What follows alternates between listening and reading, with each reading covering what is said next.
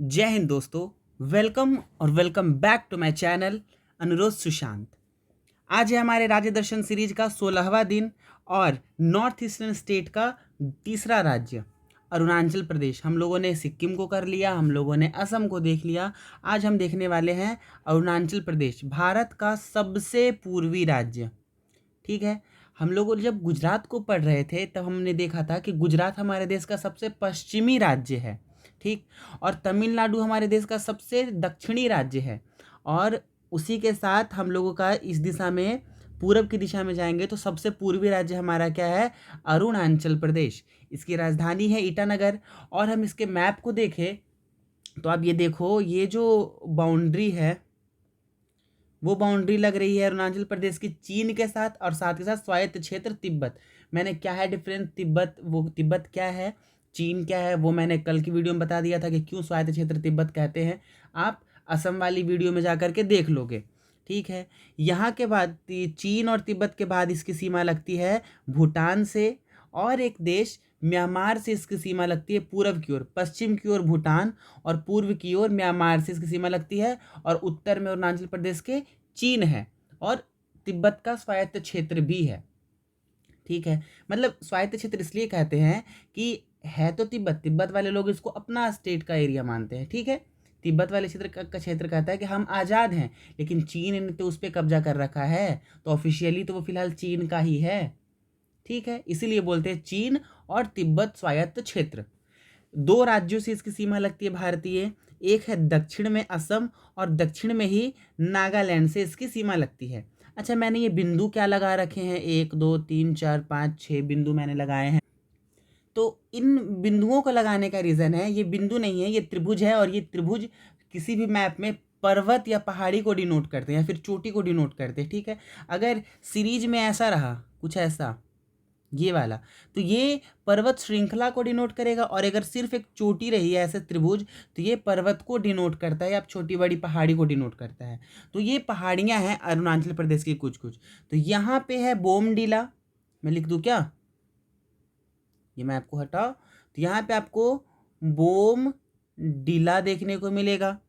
फिर ये है डाफला, ये है डाफला, ये है मीरी। ये क्या है? मीरी। यहाँ पे ये वाला जो है वो अबोर पहाड़ी है, अबोर।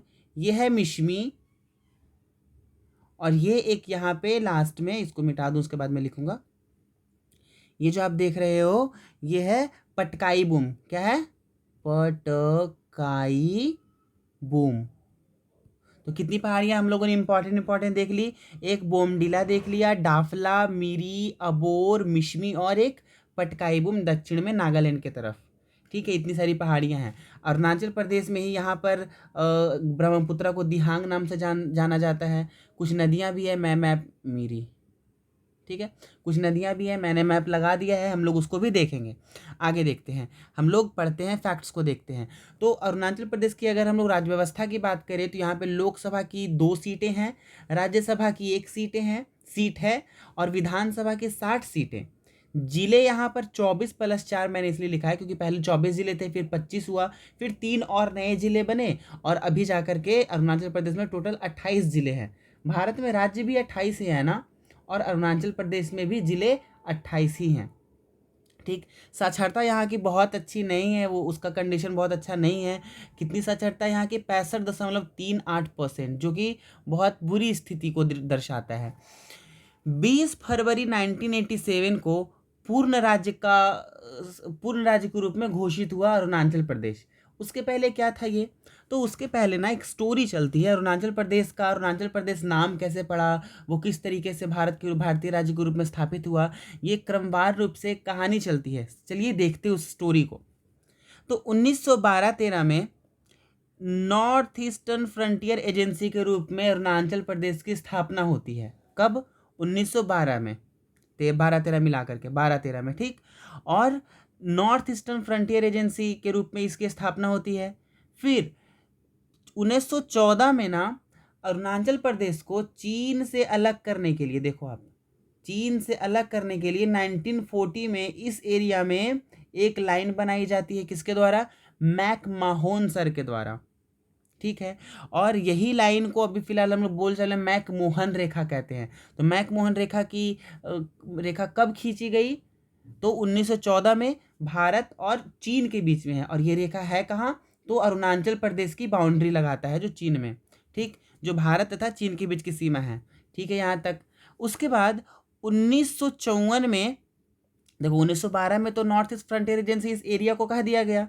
फिर 14 में एक सीमा बना दी गई, ठीक है। इस ये जो सीमा अलग कर दिया गया चीन के साथ, चीन से उसको भारतीय राज्य के रूप में उसको तब से दिखाया जाने लग गया 14 से। फिर 1954 1954 में नॉर्थ ईस्टर्न फ्रंटियर एजेंसी की ऑफिशियली स्थापना की गई कि हाँ ये वाला जो एरिया है, ये वाला जो एरिया है वो नॉर्थ ईस्ट फ्रंटियर एजेंसी कहलाएगा ऑफिशियली। फिर आगे समय बढ़ता है और 20 जनवरी 1972 को नॉर्थ ईस्टर्न फ्रंटियर एजेंसी का नाम बदल करके अरुणाचल प्रदेश कह दिया गया, रख दिया गया। अरुणाचल का मतलब क्या? उगते हुए सूरज की भूमि, ठीक है, ऐसा माना जाता है। और उस समय जब नॉर्थ ईस्टर्न फ्रंटियर एजेंसी से नाम बदल दिया गया 1972 में अरुणाचल प्रदेश के रूप में, तब इसको राज्य नहीं बनाया गया, तब उसको शुरुआत के लिए केंद्र शासित प्रदेश बनाया गया, ठीक है। समय और आगे बढ़ता है और 20 फरवरी 1987 को अंततः अरुणाचल प्रदेश भारत का पूर्ण राज्य घोषित कर दिया जाता है। ब्रीफ में समझते हैं। 1913 में नेफा बना, नॉर्थ ईस्टर्न फ्रंटियर एजेंसी। 14 में मैकमोहन लाइन खींची गई भारत चीन के बीच में। 1954 में ऑफिशियली नेफा की स्थापना हुई, नॉर्थ ईस्टर्न फ्रंटियर एजेंसी की स्थापना हुई। फिर 1972 में अरुणाचल प्रदेश को केंद्र शासित प्रदेश बनाया गया और फाइनली 1987 में इसको पूर्ण राज्य का दर्जा दे दिया गया। तो ये थी अरुणाचल प्रदेश के राज्य बनने की कहानी। आई होप यहाँ तक आपको क्लियर है। जनजातियाँ अरुणाचल प्रदेश में बहुत सारी हैं, महत्वपूर्ण देखते हैं इसमें कौन कौन सी है। मिशमी, निशी, डाफला, मोनपा, अबोर। देखो पहाड़ियों के नाम पर ही तो जनजातियां हैं। मिशमी जनजातियां देखा था हम लोगों ने। नीशी, अच्छा सबसे महत्वपूर्ण तो यहाँ पर नीसी इसको न्यासी कहीं कहीं लिखा देखने को मिलेगा, कहीं न्यूशी देखने को मिलेगा। मैंने नीशी लिख दिया साफ साफ पढ़ने के लिए, ठीक है। नीशी जनजाति, डाफला पहाड़ी भी और डाफला जनजाति भी है, मोनपा जनजाति, अबोर, हिलमिरी जनजाति, आपातानी, वांचू, तांगसा। सबसे महत्वपूर्ण यहाँ पर अबोर है, निशी जनजाति है और आपातानी मिशमी। ये 4 जनजातियाँ बहुत महत्वपूर्ण है अरुणाचल प्रदेश में। भाषाएं बोली जाती हैं यहाँ पर मोनपा, मिजी भाषा, आपातानी भाषा, अदी और हिलमिरी भाषा। देख रहे हो, पहाड़ियों के नाम पर जनजातियों का नाम, जनजातियों के नाम पर भाषाओं का नाम, ऐसे सिमिलर होता है। अगर आप एक चीज़ भी लगभग याद कर लोगे ना तो आप रिलेट करके आंसर्स क्रिएट कर सकते, आंसर दे सकते हो, क्योंकि क्वेश्चन दिया रहेगा निम्न में से कौन अरुणाचल प्रदेश की भाषा है। अगर आपको डाफला पता है कि अरुणाचल प्रदेश का एक पहाड़ है तो आप जनजाति मार सकते हो। अगर आपको पता है कि अपतानी अरुणाचल प्रदेश की जनजाति है तो आप, अगर नहीं भी जनजाति पूछा है, भाषा ही पूछा है, आपने भाषा नहीं पढ़ा लेकिन आपको पता है ना कि अपतानी वहाँ की जनजाति है, तो आप रिलेट करके, अच्छा हो सकता है भाषा भी अपतानी वहाँ कोई होगी, ऐसे करके रिलेट करके याद हो सकता है, आप आंसर क्लिक कर सकते हो, क्योंकि सब कुछ याद करना इज़ नॉट पॉसिबल, ठीक है। तो भाषाएं देख ली हम लोगों ने, मोनपा, मिजी, आपतानी, अदी तथा हिलीमीर, इतनी भाषाएं हैं अरुणाचल प्रदेश में। प्रतीक की बात करते हैं तो राजकीय पशु यहाँ का मिथुन है, जिसको बाइसन कहते हैं। पक्षी यहाँ का हॉर्नबिल है, ग्रेट इंडियन हॉर्नबिल भी कहते हैं उसको। वृक्ष यहाँ का हॉलोंग है। अच्छा, हॉलोंग से कुछ याद आया क्या कि हम लोग जब असम पढ़ रहे थे तब हम लोगों ने हॉलोंग को देखा था। हॉलोंग असम का भी राजकीय वृक्ष है। और फूल भी हम लोगों ने देखा था कि फॉक्सटेल आर्किड, तो फॉक्सटेल आर्किड असम का भी है राजकीय फूल और अरुणाचल प्रदेश का भी राजकीय फूल। तो ये तो इजी है, अगर आपको असम याद है तो अरुणाचल प्रदेश के भी फूल और पेड़ याद रहेंगे। अरुणाचल प्रदेश की जनसंख्या अगर देखें तो यहाँ पर इसका 30% ईसाई का है, मतलब रिलीजियस डिवीज़न अगर पॉपुलेशन का देखते हैं, डेमोग्राफिक डिवीज़न देखते हैं तो यहाँ की 30% जनसंख्या ईसाई है, 29% हिंदू है, 26% डोनी पोलो है। ये लिखने का मकसद बस मेरा ये था डोनी पोलो बताना कि ज़्यादातर जनसंख्या ईसाई की है, उसके बाद हिंदुइज़्म को फॉलो करते हैं यहाँ के लोग। एक है रिलीजन डोनी पोलो। डोनी का मतलब होता है सूरज और पोलो का मतलब होता है चांद, और ये तिब्बतियन रिलीजन है, ठीक है। चांद और सूरज की पूजा करते हैं ये लोग। और ये रिलीजन है, 26% इस रिलीजन के लोग हैं। और डोनी पोलो हवाई अड्डा भी है अरुणाचल प्रदेश में, ईटानगर में बनाया गया है, हम लोग आगे देखेंगे। और 11% यहाँ बौद्ध है और 1% के करीब इस्लाम वहाँ पे फॉलो किया जाता है। लोक नृत्य की बात करें तो पोंग डांस अरुणाचल प्रदेश में, तापू डांस, बारडो डांस और दमिंडा डांस आपको अरुणाचल प्रदेश में देखने को मिलेगा। त्योहार बहुत अच्छे अच्छे मनाए जाते हैं, जैसे कि लोसर, ये तिब्बती लोगों का नव वर्ष है, तिब्बती लोगों का न्यू ईयर को वे लोग लोसार के रूप में मनाते हैं। तमिलनाडु महोत्सव, ये तमिलनाडु महोत्सव नहीं है, ये तमिलनाडु महोत्सव है, पता चला हड़बड़ी में तमिलनाडु मार के आ गए, नहीं, ये तमिलनाडु महोत्सव अरुणाचल प्रदेश का है। मोंगपा महोत्सव है आपको देखने को मिलेगा अरुणाचल प्रदेश में। सागा दाव महोत्सव, मोल महोत्सव, सोलुंग महोत्सव, सबसे महत्वपूर्ण यहाँ लोसार है, सोलुंग है, मोंगपा और ब्रह्मपुत्र दर्शन महोत्सव। अच्छा, ब्रह्मपुत्र दर्शन महोत्सव असम में क्यों नहीं मनाया जाता, समझिएगा। ब्रह्मपुत्र अरुणाचल प्रदेश में ही सबसे पहले प्रवेश करता है ना भारत में, तो चूंकि जहाँ प्रवेश होता है वहीं पे दर्शन सबसे पहले होता है, इसीलिए समझो याद करने के लिए कि ब्रह्मपुत्र दर्शन महोत्सव अरुणाचल प्रदेश में मनाया जाता है। मैंने बताया कि अरुणाचल प्रदेश जो है वो देश का सबसे पूर्वी राज्य है, तो सबसे पूर्वी राज्य है। और हम लोग 9th की एनसीईआरटी में हम लोग पढ़ते हैं कि भारत का अक्षांशीय और देशांतरीय विस्तार, तो भारत का जो देशांतरीय विस्तार है, सबसे पूर्वी देशांतरीय विस्तार कहाँ तक है, 97 डिग्री 25 मिनट का। ठीक है, ऐसे ऐसे अगर हम लोग देशांतर रेखा को देखेंगे तो लास्ट वाली लाइन जहाँ तक भारत जाता है वो 97 डिग्री 25 मिनट वाली लाइन है। ठीक, और यहीं पे है अरुणाचल प्रदेश में किबूथू, और यही किबूथू गांव में भारत का सबसे पूर्वी बिंदु आपको देखने को मिलेगा। किस गांव में, किबूथू, किबीथू, किबूथू, जो भी। अरुणाचल प्रदेश का जो संबंध है वो महाभारत में भी आपको देखने को मिलेगा, मतलब महाभारत में भी अरुणाचल प्रदेश का रिलेशन दिखाया गया है, क्योंकि माना जाता है कि रुक्मिणी जो कृष्ण की लॉर्ड कृष्णा की जो वाइफ थी रुक्मिणी, वो अरुणाचल प्रदेश की ही थी। और कल्कि पुराण, कल्कि पुराण नहीं है, कल्कि पुराण का एक उप पुराण है। ठीक है, 18 पुराणों में से एक जो है उप पुराण निकला है, वो है कल्कि पुराण, जो 10वां अवतार माना गया है जिसको। ठीक, तो कल्कि पुराण में भी अरुणाचल प्रदेश का जिक्र किया गया है, कल्कि उप पुराण में। आगे देखते हैं, राज्य में पहली बार आम चुनाव कब हुए, 1978 में। 1972 में अरुणाचल प्रदेश को एक केंद्र शासित प्रदेश बनाया गया, और उसके 6 साल के बाद 1978 में राज्य में, मतलब अरुणाचल प्रदेश में पहली बार आम चुनाव हुए। आगे नदियों की बात करें तो अरुणाचल प्रदेश में दिहांग नदी, दिबांग नदी, लोहित नदी, सियांग नदी, सुबनसिरी, सुबनसिरी बहुत मोटी नदी है अरुणाचल प्रदेश में, मतलब बड़ी नदी, नदियों में आता है सुबनसिरी। कमेंग आपको देख, कमेंग तो जिला भी है, कमेंग नदी, फिर पक्के सांग नदी। कौन कौन नदियाँ, मैं मैप में लोकेशन भी दिखा दूंगा, आप टेंशन ना लो। दिहांग नदी, दिबांग नदी, लोहित, सियांग, सुबनसिरी, कमेंग, पक्के सांग नदियाँ आपको देखने को मिलेगी अरुणाचल प्रदेश में। जलप्रपातों की बात करें तो 2 जलप्रपात बहुत महत्वपूर्ण है, एक नूरनंग जलप्रपात और दूसरा परम जलप्रपात। ठीक है, एक नूरनंग जलप्रपात और एक परम जलप्रपात। नूरनंग जलप्रपात तवांग जिले में आपको देखने को मिलेगा। अन्य जलप्रपातों की बात करें तो बापतेंग कांग ये जलप्रपात है आपको अरुणाचल प्रदेश में। सिरकी जलप्रपात भी आपको अरुणाचल प्रदेश में देखने को मिलेगा। यहाँ जो मौसम है अरुणाचल प्रदेश का, वो जैसे जैसे आप चूँकि पहाड़ी वाला एरिया है, तो जैसे जैसे आप एलिवेशन में ऊपर जाते जाओगे, मतलब ज़मीन से हाइट पे जाते जाओगे, वैसे वैसे आपको टुंड्रा प्रकार की जलवायु होती दिखेगी। ठीक है, टुंड्रा मतलब क्या, बर्फीला वाला मौसम, बर्फीला एरिया। और वहाँ के जो वृक्ष रहेंगे वो अल्पाइन वृक्षों की संख्या बढ़ती हुई आपको दिखेगी। अल्पाइन के वृक्ष मोटा मोटी आप समझो तो ऐसे होते हैं। ठीक है, और इन्हीं पे ऐसे करके बर्फ गिरी रहती है।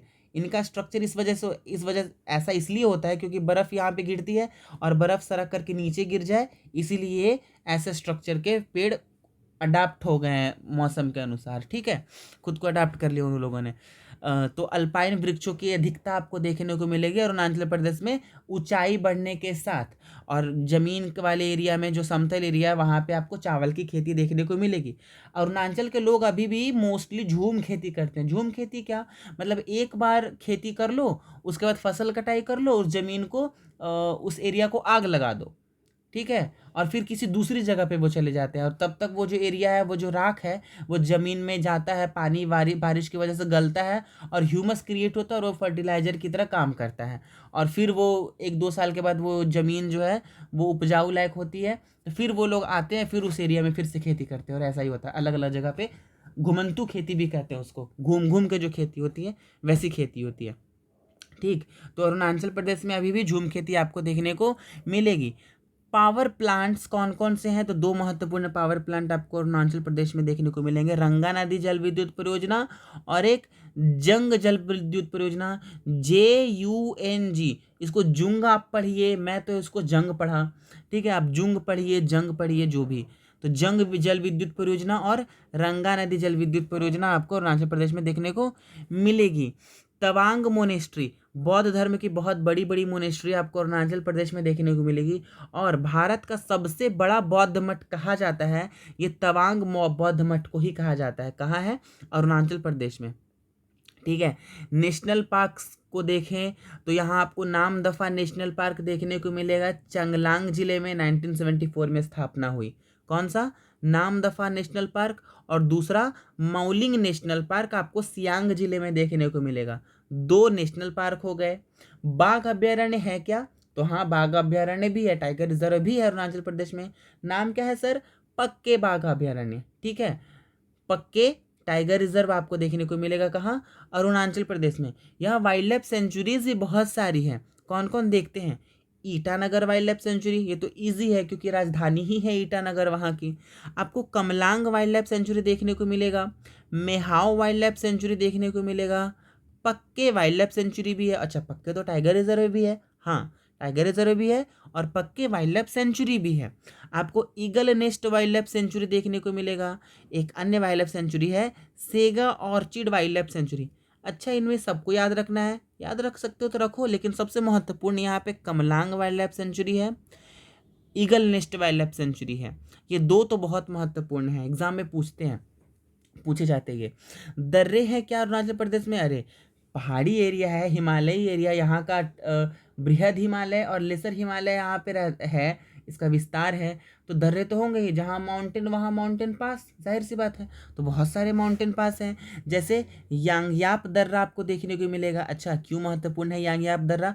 क्योंकि यांगयाप दर्रा में ही दिहांग नदी, अच्छा दिहांग नदी ब्रह्मपुत्रा को ही तो कहते हैं अरुणाचल प्रदेश में, तो ब्रह्मपुत्रा का प्रवेश होता है यांगयाप दर्रे से ही। फिर दिहांग पास भी आपको देखने को मिलेगा, पांगसाऊ दर्रा भी आपको देखने को मिलेगा, लेखा पानी दर्रा, दिपेर दर्रा, टुंगा पास, बुमला दर्रा, ये दर्रे आपको अरुणाचल प्रदेश में देखने को मिलेंगे। मैं मैप में आपको दिखा दूंगा। मंदिर है एक बहुत महत्वपूर्ण अरुणाचल प्रदेश में, मालिनी नाथ मंदिर। इसको आकाश गंगा मंदिर भी कहते हैं। ये ब्रह्मपुत्र का उत्तरी किनारा है ना, उसी के ऊपर, उसी के आसपास ये बना हुआ है। कौन? मालिनी नाथ मंदिर। इस मंदिर का संबंध कृष्ण तथा रुक्मिणी से है, और यहाँ पर जो पूजा होती है, दुर्गा माँ की पूजा होती है, और दुर्गा की पूजा होती है शक्ति के रूप में। शक्ति एक समझो इनलाइटेंड ज्योति की तरह है बस, ठीक है, कोई शेप कोई आकार नहीं है, बस एक ज्योति होती है, उसी की पूजा होती है। तो दुर्गा की पूजा यहाँ शक्ति के रूप में होती है। पर्वत कौन कौन से हैं अरुणाचल प्रदेश में? हम लोगों ने पर्वत को पहले भी देखा, तो मिरी, डाफला, कलिम्पोंग चोटी, मिशमी पहाड़ी, पटकाई बूम पहाड़ी, अबोर पहाड़ी आपको अरुणाचल प्रदेश में देखने को मिलेगी। आगे देखते हैं दोस्तों, मैंने बता दिया डोनी पोलो एक रिलीजन भी है अरुणाचल प्रदेश में, जो कि अरुणाचल प्रदेश की 26% पॉपुलेशन के द्वारा लगभग फॉलो किया जाता है। डोनी का मतलब होता है तिब्बती भाषा में सन, और पोलो का मतलब होता है मून। और डोनी पोलो हवाई अड्डा भी है, जिसका उद्घाटन हाल ही में किया गया है, ठीक है। ये बीपीएससी में भी पूछा हुआ क्वेश्चन है कि हाल ही में डोनी पोलो हवाई अड्डा अरुणाचल प्रदेश में कहाँ उद्घाटित हुआ है? तो अरुणाचल प्रदेश के ईटानगर में डोनी पोलो हवाई अड्डे का उद्घाटन किया गया है। अरुणाचल प्रदेश में 3 फेमस एरियाज, एक अमीनी, फिर पासीघाट और तेजू, ये तीनों ना भारतीय वायुसेना का अड्डा है। यहाँ कहाँ कहाँ? अमीनी, पासीघाट और तेजू में। कुछ घाटियाँ भी अरुणाचल प्रदेश में, जैसे पक्के घाटी, लमडुंग घाटी, सब पर्वतों से ही रिलेटेड सारी चीज़ें हैं। पर्वत से ही रिलेटेड माउंटेन पास है, पर्वत से ही रिलेटेड घाटी है, ठीक है, पर्वत से ही रिलेटेड पर्वत है, ठीक है। तो घाटियाँ भी हैं। लमडुंग घाटी को पासा घाटी भी कहते हैं। सांगती घाटी भी आपको देखने को मिलेगी। आलो घाटी, डांग घाटी, अच्छा डांग घाटी ही है जो किबूथू गांव में है, और ये सूर्योदय का पॉइंट है। मतलब भारत में डांग घाटी में ही आपको, डांग घाटी, डोंग घाटी जिसको कह सकते हो, इसी घाटी से आप भारत में सूर्य की पहली किरण का नज़ारा देख सकते हो। ठीक है, तो डांग घाटी में ही सूरज पहली बार भारत में प्रवेश करता है, उसकी किरण भारत में आती है। सूर्योदय का पहला पॉइंट है डांग घाटी, अरुणाचल प्रदेश में है।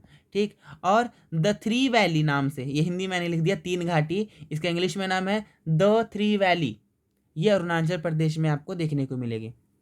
झीलों में देखें तो सेला झील, सेला नाम याद रखिएगा, एक और इम्पॉर्टेंट फैक्ट मैं बताऊंगा सेला से रिलेटेड। ठीक है, तो सेला झील आपको अरुणाचल प्रदेश में देखने को मिलेगा। और ग्लो लेक आपको देखने को मिलेगा, मतलब चमकीला lake, lake of no return, वाह, लेक ऑफ नो रिटर्न मतलब बिना कोई वापसी नहीं है, ऐसे ऐसा लेक, बिना वापसी वाला लेक। ठीक, सुंगेस्तर लेक, ठीक है, मेहाव लेक, मेहाव तो वाइल्ड लाइफ सेंचुरी भी है और मेहाव लेक भी है। सेला लेक, सेला मैंने नाम इसलिए इंपॉर्टेंट कहा याद रखने के लिए क्योंकि सेला नाम से एक सेला सुरंग भी है जो कि गुवाहाटी से तवांग को जोड़ता है। गुवाहाटी असम में है और तवांग अरुणाचल प्रदेश में, मतलब असम और अरुणाचल प्रदेश को जोड़ने वाला एक सुरंग है, सेला सुरंग। 9 मार्च 1924 को इसको खोल दिया गया है दोस्तों, यानी ये 2024 का ही ये लेटेस्ट न्यूज़ है।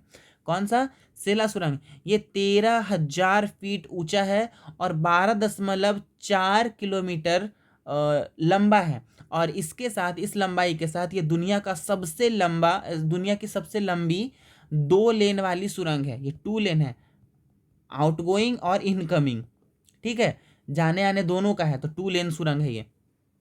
किसके द्वारा बनाया गया है? तो बॉर्डर रोड ऑर्गेनाइजेशंस के द्वारा बनाया गया है। बीआरओ की स्थापना 1960 में, अच्छा हाल ही में बॉर्डर रोड ऑर्गेनाइजेशन का 65वां स्थापना दिवस 2024 में पूरा हुआ है। ठीक है, 1960 में स्थापना हुई है, आप यहाँ ध्यान रखिएगा।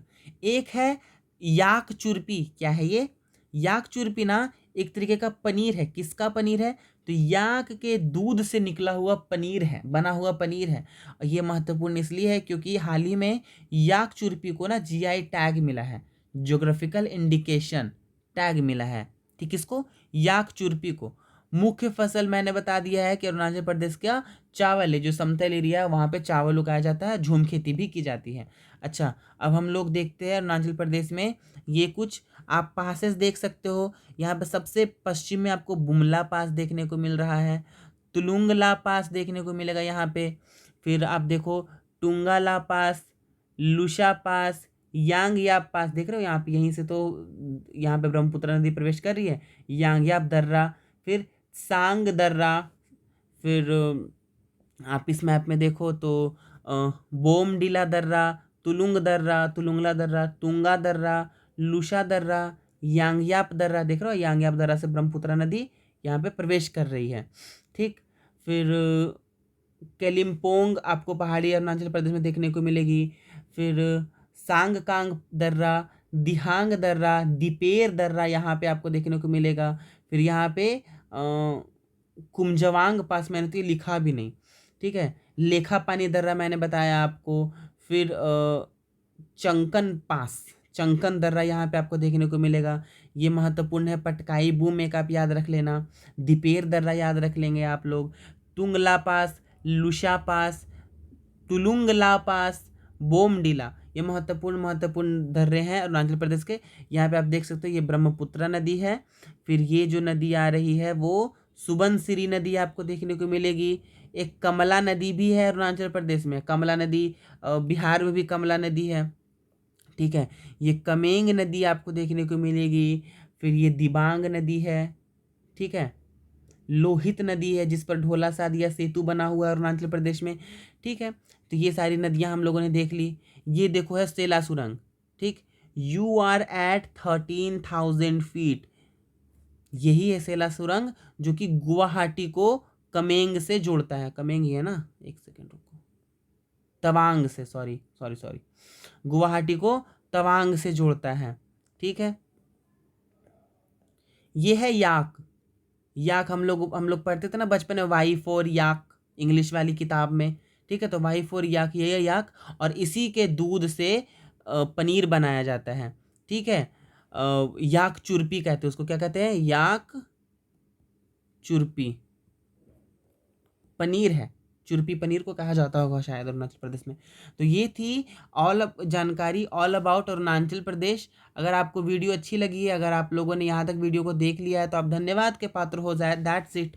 और अगर आपको मेरे पढ़ाने का तरीका अच्छा लगता है, अगर आपको मेरा कंटेंट अच्छा लग रहा है दोस्तों, मेहनत बहुत लगती है, सिर्फ एक जगह से चीज़ को मैं कहीं से कॉपी पेस्ट नहीं कर लेता हूँ। अगर कहीं मुझे डाउट होता है, मैं उस चीज़ को फिर से गूगल पे सर्च करता हूँ, उसके ऑथेंटिकेशन पर मैं काम करता हूँ। गलती हो जाती तो मैं फिर अगली वीडियो में भी आपको बताता हूँ कि ओके मुझसे ये गलती हो गई थी, ये मैंने गलत बता दिया था। मेहनत लगती है, बहुत सारे मटेरियल का कंपाइलेशन, खान सर का मटेरियल यूट्यूब से मैं देखता हूँ, मेरी ज्योग्राफी की बुक से देखता हूँ, फिर एनसीईआरटी से गो थ्रू करता हूँ, बहुत सारी चीज़, मैप्स को मैं रीड करता हूँ, तब जा कर के एक कंटेंट ये तैयार हो पाता है, ये ऐसा नोट्स तैयार कर पाता हूँ मैं। तो अगर आपको मेरी मेहनत पसंद आ रही है तो प्लीज़ आई रिक्वेस्ट यू, 16 दिन हो गए, मतलब 16 लेक्चर्स हो गए हैं, मैं आज आपसे रिक्वेस्ट कर रहा हूँ कि प्लीज़ मेरे चैनल को शेयर कीजिए, क्योंकि व्यूज़ नहीं आ रहे हैं, कमेंट भी नहीं आ रहा है, तो ट्रैफिक नहीं मिल पा रहा है मुझे मेरी वीडियोज़ पर। तो I request you to please share my video to your friend, to your group, so that ये मुझे मोटिवेट करे और मैं और अच्छी अच्छी वीडियोज़ ला सकूँ और अच्छे अच्छे कंटेंट मैं आपको प्रोवाइड कर सकूँ। Thank you very much.